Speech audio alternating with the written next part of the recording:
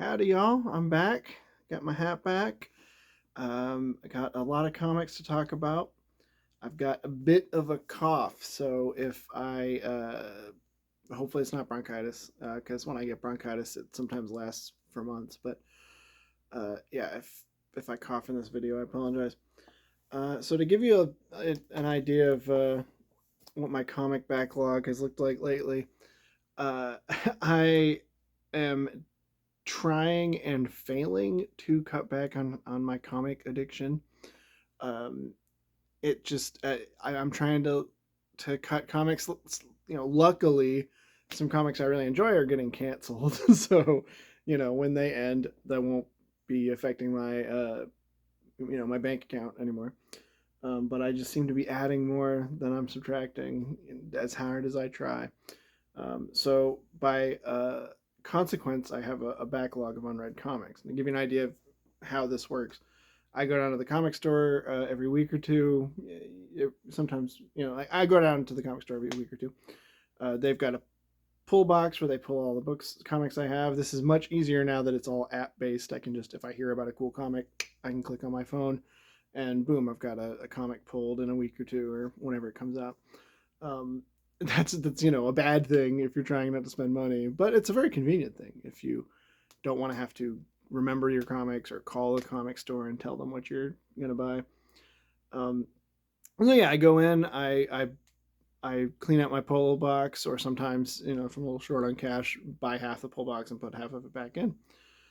And then so I have the pull process, and then when I get home, I have a pile of unread comics, and all of the really good stuff gets put at the top of the pile, and anything else gets pushed down to the pile. So you've not heard me talk about Spider Boy, even though I have every issue of it, because it's good, but it's not as good as the stuff I've been talking about. So anything that is kind of working its way down the pile is I'm trying to cut. Like if it's not worth being at the top of the list, why am I reading it? Is kind of those are the comics that are going to get cut. But I will talk about them eventually. If they're in the to read pile, eventually we'll get to them. Um, yeah. So yeah, that's a basic idea of like what my crazy process is, and my you know the stupid way that I work through my backlog. So I have a huge pile of unread comics. I worked through yesterday. I sat down after driving home from Maine at family vacation. So when I got home, I went and cleaned out my pull box because there was like 2 weeks of comics in there, or at least 2 weeks. Uh, I cleaned it out and I added it all to the pile, and I worked through about a third of the pile, maybe more than that, maybe close to half. So I have worked through a lot of these comics, and let's talk about them. First up is No One. This is after several months of waiting. The penultimate issue of Nolan is finally out. This was a comic that was supposed to come out in real time, like, oh, the November issue will be set in November 2024. That didn't last too long before delays fucked up that concept.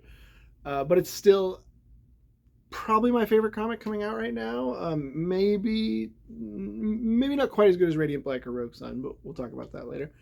But yeah, this is No One, co-written by Kyle Higgins, the creator of Radiant Black, who you know from Power Rangers, and Ben Bucalato, I don't know how his name's pronounced. He did a comic called, name's escaping me at the moment, Midlife? What am I called? Midlife? Something like that. Anyway, really, really, really cool. So the basic concept, I don't think I've talked about it here because I think the last issue came out in like January, but the basic concept is it is a super. It's set in the massive verse with it's set in the massive verse with Radiant Black and Rogue Sun. It is their take on a kind of Batman kind of hero. So he's a no superpowers as far as we know, vigilante who uses somewhat high tech. It's not quite like Batman levels of high tech, but like a little bit of high tech gadgetry to fight crime. The story starts in media res. So this vigilante called No One tried to expose a number of rich and powerful people for their corruption. and nothing happened. The police didn't go after them. They didn't go to jail. Nothing happened. So a second vigilante starts murdering these people. This sets off a chain of events that lead to, in this issue, finally, a law being passed that essentially allows people to, it's called preemptive self-defense, basically a license to kill. If you feel threatened, you can murder someone. It's nuts. It's a commentary on sort of the modern divisiveness in our culture, the glut of mass shootings, cancel culture, and all that shit. If that sounds a little bullheaded, I don't think it is. I'm probably doing it a disservice in my description, but it is almost like it's sort of an apocalyptic satire of like how bad can things get if we don't start altering our culture. What I find interesting is that the vigilante is not the main character. This is not a Batman comic where you're following Bruce Wayne fighting crime. You are following the police detective and news reporters who are investigating and trying to figure out what the fuck's going on. This is the second to last issue. We still don't know who No One is. And we don't know who is the true killer that's been murdering these people. There's a lot going on in it. It's pretty awesome. And the funnest part of the gimmick, the gimmick of this comic, is that it is not just a comic, it is also a podcast, which is an in-universe true crime cast about the plot of the comic. Like, it is the reporter characters talking about No One as if he's a real person. And it's really neat. It stars, what's her name? Rachel something? She was the lead in Josie and the Pussycats. And Patton Oswalt, who I adore Patton Oswalt. The two of them play the two reporters who are the main characters in this comic. It's really good. Like I said, this is the second to last issue. The finale is going to come out pretty soon, like in 2 weeks. And I'll have a lot to say when it's over, but I won't spoil anything. I'm curious if it can stick the landing. This comic has been really great, but there's still so many mysteries unsolved that, you know, an unsolved... It's all going to come down to that mystery box, I guess. That final answer to the mystery is going to make or break the series. I have my theory, and this isn't a spoiler to say, I think my theory, my suspicion is that we're going to get a massive version of the Suicide Squad. I think I've mentioned that before. I predict that after this next story arc in Radiant Black and the end of No One, we're going to get a new comic that is like the bad guys forming a team, and or the government forming like a team of criminals, and I think No One's going to be on it, and I think Shift from Radiant Black and the Shift miniseries is going to be in it. That's just a little something I've wondered might happen with the events of Radiant Black. On that note, Radiant Black. Let's talk about this. So I don't think have I talked about Radiant Black? I don't know. So Radiant Black is it is the linchpin of the Massiveverse. It is what spawned the Massiveverse. It's the first comic of the Massiveverse, and it's probably my favorite. It's tied for my favorite with Rogue Sun. I might like it a little more than Rogue Sun, but they're both really good. So Radiant Black is essentially the Kyle Higgins has described it as Power Rangers if they were adults. So like instead of teenage problems, like Billy gets a bee on his test and that turns into a giant bee monster. That's a real episode of Power Rangers, by the way. Instead of stuff like that, it is the Black Ranger is a failed screenwriter who is drowning in a mountain of student loan debt and has to get a day job because he's failed to become a Hollywood screenwriter. The Red Ranger is married to a man who has gambling addiction, which has put them both in debt. Stuff like that. Divorce, that kind of thing. Adult problems, but with cool superhero shit. It's also been compared a lot to Invincible, both by the Kyle Higgins and Jonathan. Not Jonathan. Anyway, the creator of Invincible has compared it to Invincible. He said, if you liked Invincible and you wish there were more of it, read Radiant Black. I agree with him. What Invincible is to Superman, Radiant Black kind of is to Power Rangers. It's not, it's not really the darker, grittier take, but it is the little more mature take. Um, Excellent series. Highly recommend it. It's probably the best superhero comic out right now. Again, except for maybe Rogue Sun. What's with the double issues? Is that just a cool cover gimmick? No, it is not just a cover gimmick. You will notice issue. Is that picking up? Part 9, Part 8. Oh, wait, sorry. Where's the number? You'll notice that says 29.5, and that says 29. This current storyline of Radiant Black has been the massive verse version of an event comic. Now, what event comics, as anyone who reads Marvel and DC, if you're like me, you probably dread event comics because basically every summer Marvel and DC do some big event. Right now, DC is doing an event called Absolute Power, where all the books kind of get derailed from their usual plot lines so they could all cross over into a big thing. It's usually disappointing and kind of frustrating if you're just trying to follow, Batman, and now you have to read this like tie-in comic. It's a gimmick to sell more comics. It's also a gimmick to sell more comics here, but it's much more controlled and interesting and cool because it's being, told by just the storytellers, not corporate mandate. So what's the Radiant Black version of an event comic? And I wondered that when they announced it. How are you going to do an event comic with one comic? Well, the timeline split. Oh, I'm holding that wrong. The timeline split, and we have two alternate universes telling the same story. One, basically, a crucial part of the plot caused a schism, and now we are seeing what would happen in the events of if A happened, and what would happen if the events B happened. And so the first issue of this crossover, the first 10 pages are identical. They're drawn by different artists, but they're showing the same events. And then as the storyline diverges, it gets further and further into more rapidly different, it goes in much further directions. We've been promised that at the end of this storyline, one universe will be the universe we return to for the remainder of the comic. And I have to say, things are so wildly different that I have to wonder how he plotted this. Oh, God, sorry. Bug just flew right at me. I'm getting bugs this summer. That was embarrassing. It just flew right into my hand. Anyway, it makes me wonder how Kyle Higgins plotted this. Does he have an outline for two different universes and he's just going to throw one away? Because I didn't mention this, but the universe that's going to end up was decided by vote before the events of the comic began. So who knows? But essentially it's following an alien invasion and the repercussions of that.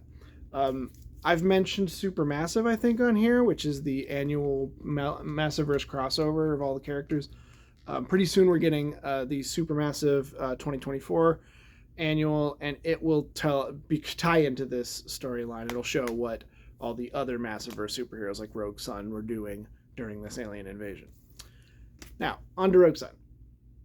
Rogue Sun, just another great issue. No gimmick like last issue, but it's just a good, solid issue of the comic.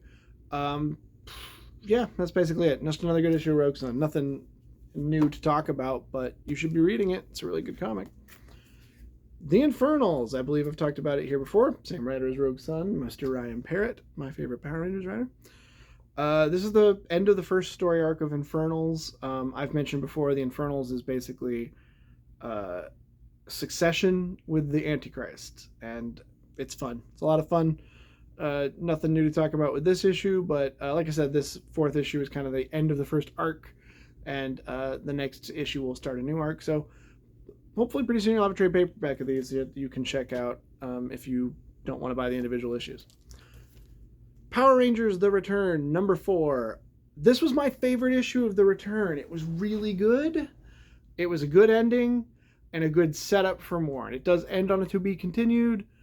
Again, I've mentioned that Boom Studios Power Rangers comics may or may not be ending. They're being very unclear and confusing. They said it was ending, but then they announced more comics. So is just the main book ending? nobody seems to know. But I hope we get more of the return. It's a really good setup for more stories. I really like what they did with the idea of like a new generation of Power Rangers, that didn't. I mean, it's definitely like following the usual beats you get from a next gen story, where like some of the Power Rangers have kids and stuff, but there's a cool twist with it that I really like, that I think is appropriate, and um, I would love to see more of. It was a great issue. I think this was a good comic. I hope they make more. But if not, it was a really good, fun little series. The Sickness. I have mentioned that this is the best horror comic out right now, and we are in a horror renaissance in comics, so that's saying a lot. This book will get under your skin. It is creepy as fuck. The artwork is upsetting. This is one of those covers. If you first glance, it's not, it's kind of creepy, but if you look closer, like there's more and more awful things going on in this cover, and that's kind of the whole comic. There's a point in this comic where the main one of the main characters, who's a doctor, studying this brain disorder that seems like schizophrenia but might be supernatural. Um, he is dissecting a human body while talking about how the body is both a person and a home that a person lives in. Like your body is you, but your body is also something you occupy and will eventually leave. I was thinking about that for days. This comic is super scary and super fucking good, and unusual for comics. I actually read an interview with the writer, and they were saying how I think it's gonna be 14 issues, which is an odd number for comics. And they said they went with a small publisher because they gave them the freedom to make it as long or as short as they wanted to, and that was how long they wanted it to be. They didn't want to squeeze it into a 6 issue or something. And that's really cool. So yeah, they're not beholden to the usual corporate interests that you would get. Fortunately, that means it's a hard comic to find. My friend tried to find this in New York City and couldn't find it. So I don't know. Try to get a copy. Try to get a trade paperback if it eventually comes out, or when it eventually comes out. But if you can find the issues, I highly recommend you read this. It's really scary and really good. The other good horror comic on the stands right now, The Deviant. This one, I think I've talked about it before. It is all about the intersection between queerness and serial killing, and how serial killers usually aren't gay, but are just sort of gay coded by culture, and then gay people feel this sort of pressure, but also maybe kinship with that. The author is queer, I should mention. It's really good, and this issue gets into that in some interesting ways. It's definitely building up to something interesting. I mean, it is interesting, but I'm excited to see where it goes. I think there's only going to be. It feels like it's gearing up for an ending, but I don't actually know how many issues it is. It is called A Christmas Story, despite the fact that we are well past December, and it's still coming out with new issues. Minor Threats, as I've mentioned before, is just full of cool superhero ideas, and this is maybe my favorite in the whole series. This is, in this issue, a group of ultra violent teenager superheroes who are trying to solve this mystery of what happened to this other superhero. Are going really gung ho, going after these super villains, and they end up going after one of the super villains' parents. Like, oh, I'm gonna go after your mom, which is a fucked up thing for a hero to do. And they end up in an apartment complex full of elderly retired supervillains who are like ready to kick their ass. It's awesome. Such a cool concept. Great issue. Void Rivals, still great. Nothing. Oh, actually, no. Actually, there's something to say about this issue. So this issue begins the second year of the Energon universe, which is Void Rivals, Transformers, and GI Joe. This one finally shows a little bit of what connects the Void Rivals, which is this new concept. It's not something we've seen in Hasbro before. It is about two alien species in a Cold War with each other. It finally shows what connects them to the greater Energon universes. Like, why do they fit in with the Transformers? and GI Joe stuff. It finally shows a little bit of that in a cool twist that I won't give away. Also has an Autobot sort of joining the party. I think he might be a main character. Like he might be like joining the group of heroes from now on. But I'm just guessing that from promotional material. I don't actually know if that's where they're going with this. Excellent comic series, fun sci-fi. You don't need to be a Transformers fan to like it. Although obviously, if you are a Transformers fan, there's like a lot of fun shit in there for you. Scarlet issues 1 and 2. So at Duke and Cobra Commander ended, but now we're getting Scarlet and Destro. And when those 4-issue miniseries end, they will become. Then we'll finally get a GI Joe book proper, which will just be called GI Joe. GI Joe: A Real American Hero, which is not set in the Energon universe, is still being published with its original creators, which is cool. But in the Energon universe, we have Scarlet. Scarlet is a fun spy comic with ninjas, and it's pretty great. It's Kelly Thompson, you know her, she's great. I think the real star here is Marco Ferrari. The artwork is really good, really sexy. He does like cheesecakey like girl pinups really well, but in a unique style that isn't like kind of boring typical comic style. I really like it, but it's still well written, still has some cool character stuff, and it's really fun action comic. Pretty great so far. Destro, kind of liking this one a little better than the Cobra Commander comic. Cobra Commander was going for horror. Destro is going for more kind of I guess it's kind of going with the spy vibe of Scarlet, but less spies and more backroom deals between evil people. It's kind of like Lord of War, that movie, but much sillier with robots and shit. Destro is an arms dealer. One thing I really think is cool. I don't know if this is like traditionally part of GI Joe myth, but in this comic version of Destro, you find out his ancestors all wore iron masks like him, and they were all arms dealers too. Like they come back to like the Middle Ages when they were forging swords. It's awesome. So yeah, like really silly, fun, but also it's sort of the kind of I think the kind of gimmick of the Energon universe is it's going for the like darker, grittier versions of GI Joe and Transformers. Like a lot of people getting shot in the head and stuff. That's juvenile. Like I can like I've seen people who are like, oh, I'm not into this like edgy GI Joe, edgy Transformers. I get that. I get that if you prefer Transformers to be more kid friendly, you're not going to be into that. I get that it is very immature and kind of silly in a way, but I'm a sucker for that shit. I'm a sucker for edgy comic shit. So whatever. It's maybe it's not your thing. Maybe it is. If that sounds cool to you, check it out. New issue of Transformers. Not much to say about it. Still a good issue. Yeah, it's been a pretty good comic so far.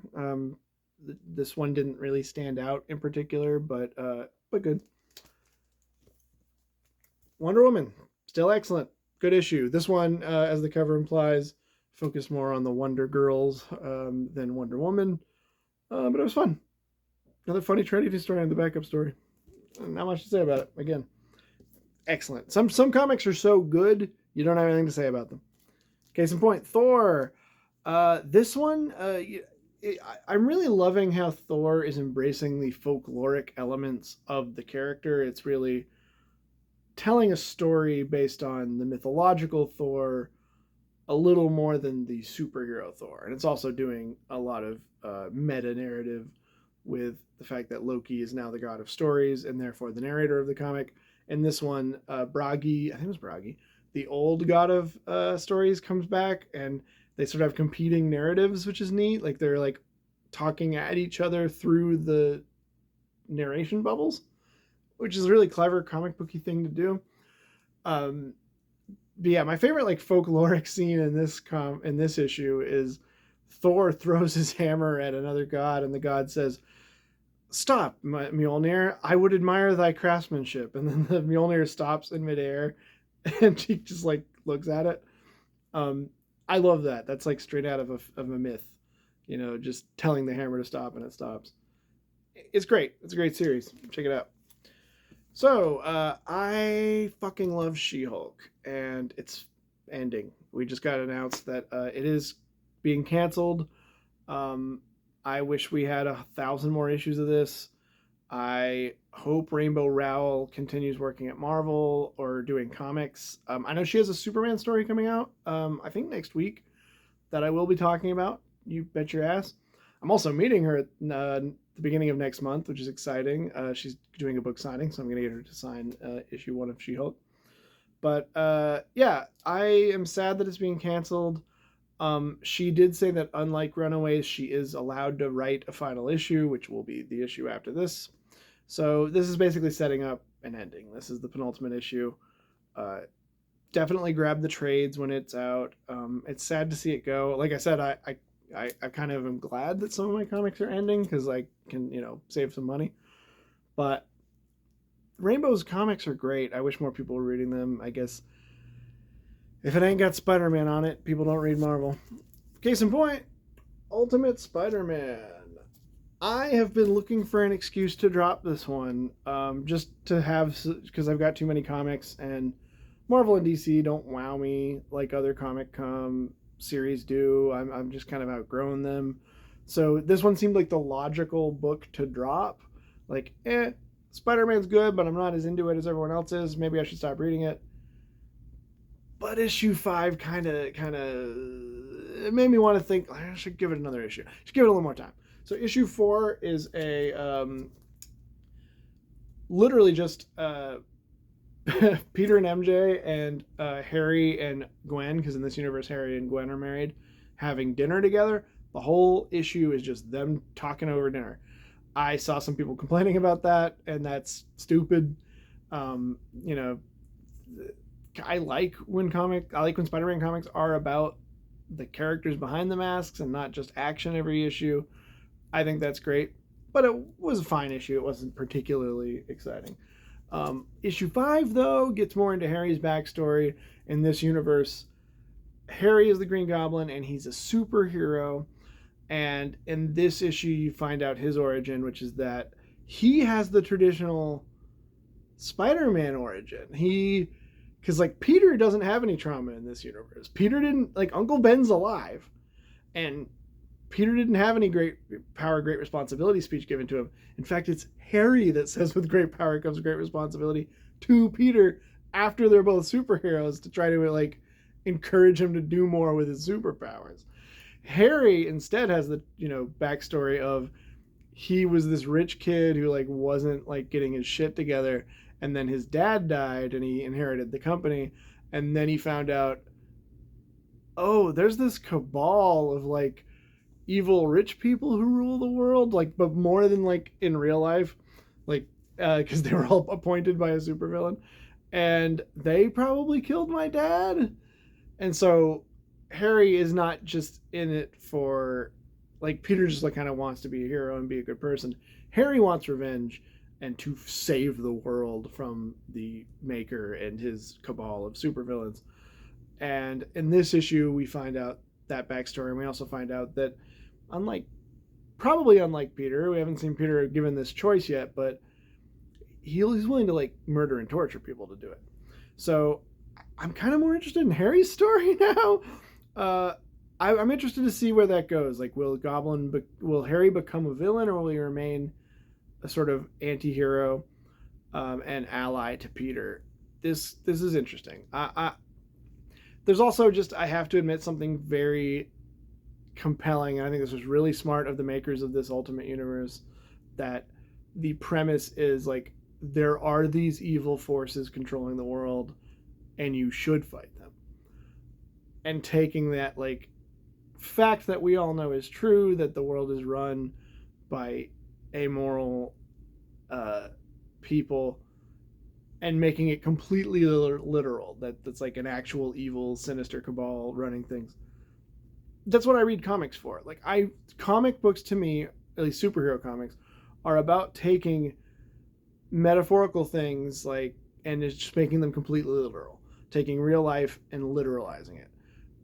That I find, that is what I want superhero comics for. So they really hooked me like that. So I'll give it a few more issues, see where they go with it. I'm interested in that. I will not be reading the other Ultimate books, though, because I can't add more to my plate right now. Ultimates sounds interesting. but I don't have room for it. That will be the only Ultimate comic I read, and when they start crossing over, I'll probably stop reading it. So yeah, that's all I got for now. Thanks. This was a long one. I think this was the longest video I've done because my backlog was so huge. Next week we will talk about some new series that I picked up that I probably shouldn't have. Hopefully they'll be bad and I'll cancel them. But if they're good, we'll talk about how good they are. See y'all.